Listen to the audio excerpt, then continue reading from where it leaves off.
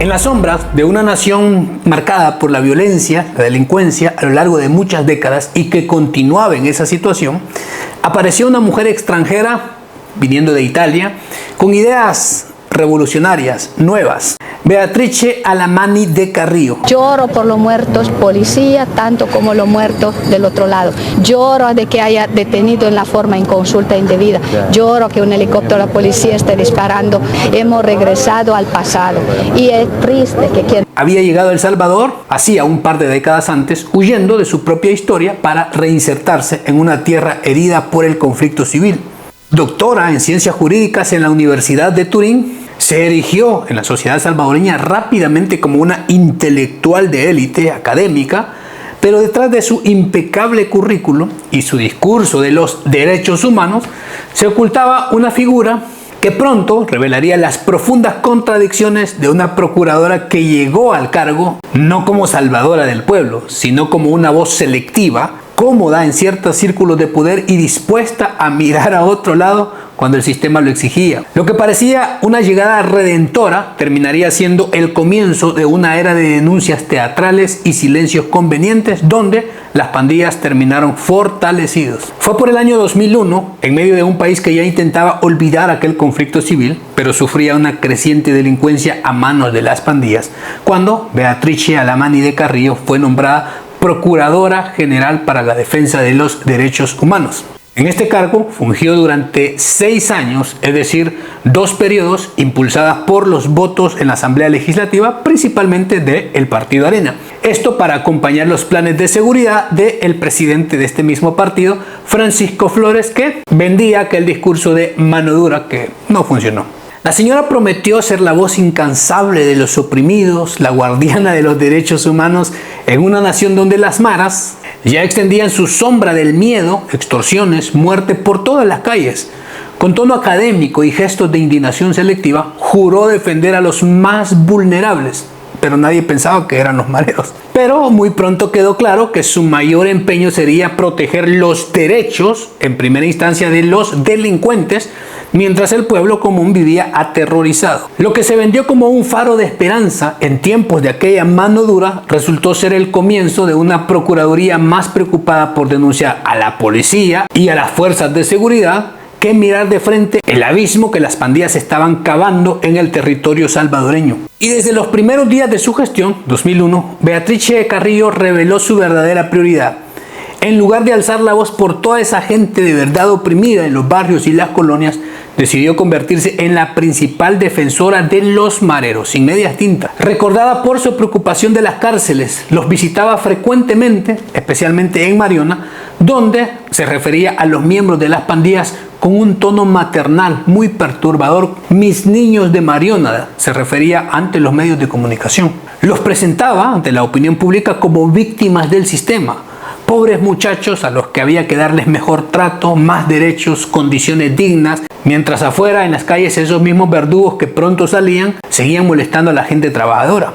Esa imagen de la procuradora italiana abrazando y protegiendo a los mareros que atemorizaban al pueblo salvadoreño se convirtió en uno de los recuerdos más oscuros, grotescos, repudiados en su paso por el cargo.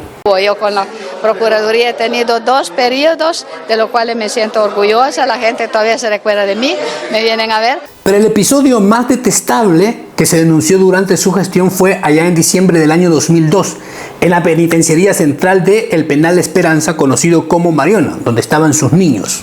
Sucedió que durante una requisa rutinaria para decomisar cualquier ilícito, incluidos celulares, los pandilleros se amotinaron, tomaron como rehenes a varios agentes de la PNC y comenzaron a golpearlos.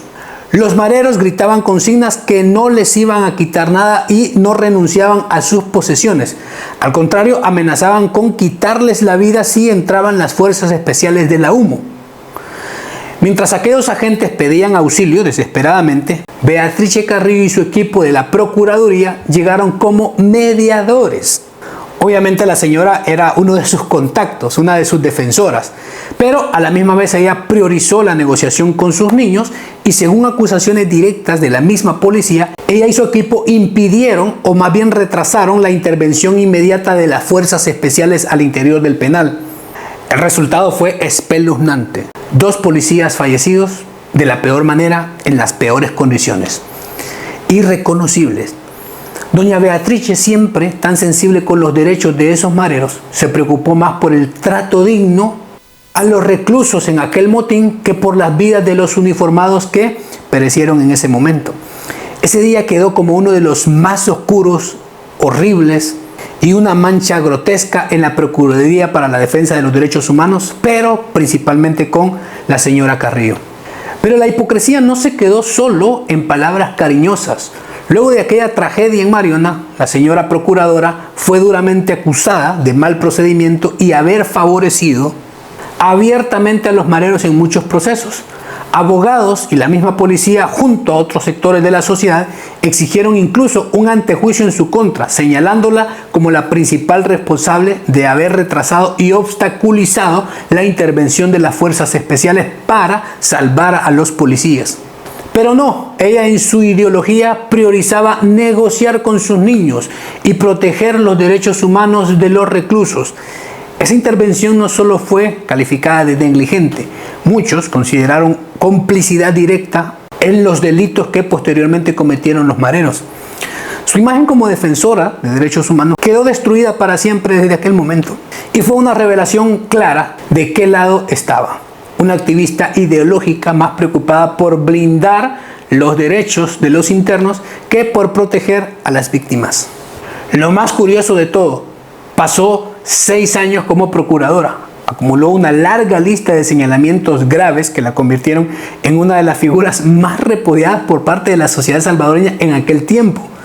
Fue acusada sistemáticamente de priorizar todos los derechos y de defenderlos a capa y espada de los mareros.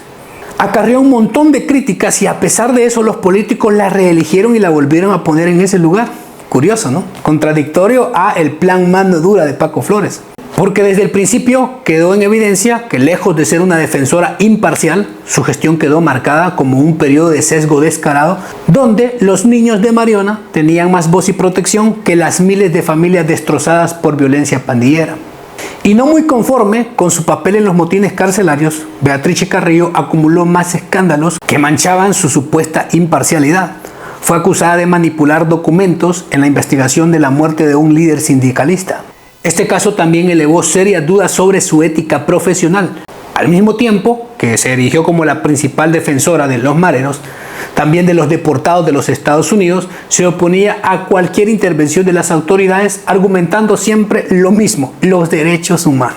Y sus constantes choques y campañas de desprestigio contra los operativos antipandillas, ella aseguraba que les violaban, les vulneraban todos sus derechos, siendo una procuradora que evidentemente se oponía a todo lo que fuera castigo para los pandilleros. Mientras tanto, ese cáncer ya devoraba el país entero. Seguía creciendo muchísimo a lo largo del territorio. Su gestión fue, en resumen, un escudo protector para los verdugos y un arma de choque contra cualquiera que intentaba combatir a las maras. En sus 2 periodos, la señora Carrillo logró algo realmente histórico: plantar y regar con cariño la semilla de los mareros. También la idea de que sus derechos eran demasiado importantes y había que tratarlos bien, e indirectamente ponerlos por encima de cualquier derecho de las víctimas. Ahí fue cuando estos tomaron muchísima fuerza de querer exigirle un montón de cosas al Estado, que al final terminó doblegándose con ellos. ¿Por qué? Pues todo el mundo conoce, hasta el punto de la tregua, cuestiones incluso hasta ilegales. Pero qué ironía tan brillante, mientras las madres lloraban a sus hijos en las calles, ellos no tenían derecho, pero los niños de la procuradora sí aprendían a reclamar todos sus derechos al interior de una prisión a pesar de tener condenas. Ese fue el precedente nefasto que posteriormente cobró docenas de miles de vidas en el territorio del país. Porque cuando aquellos verdugos descubrieron que el Estado les temía y los lograron doblegar, esto se volvió un punto sin retorno. Pero finalizados sus 6 años como procuradora, allá por el 2007, regresó cómodamente a la Universidad Centroamericana José Simeón Cañas, a la UCA, donde continuó impartiendo clases de derechos humanos y teoría del Estado, predicando aquellas teorías innovadoras sobre la dignidad que deberían tener los reclusos y los pandilleros en el país.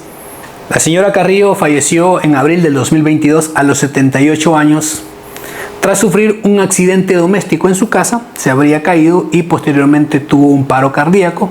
Y así cerró su ciclo profesional en El Salvador. Pero creo que muchos se han de recordar de la famosa procuradora Beatrice Carrillo, que creo que fue de las primeras que abiertamente defendió a las pandillas. En la actualidad, si a ella le hubiera tocado vivir el contexto del SECOT y todo lo demás, creo que sería una de las voces fuertes de libérenlos ya y que pobrecitos, como apelan muchas ONGs internacionales. Pero eso ya está muy atrás en el pasado. Al final, saque su conclusión, déjenla en los comentarios. Muchas gracias por apoyar los videos, el contenido, por suscribirse y dar like. Cuídense y nos vemos. Hasta luego.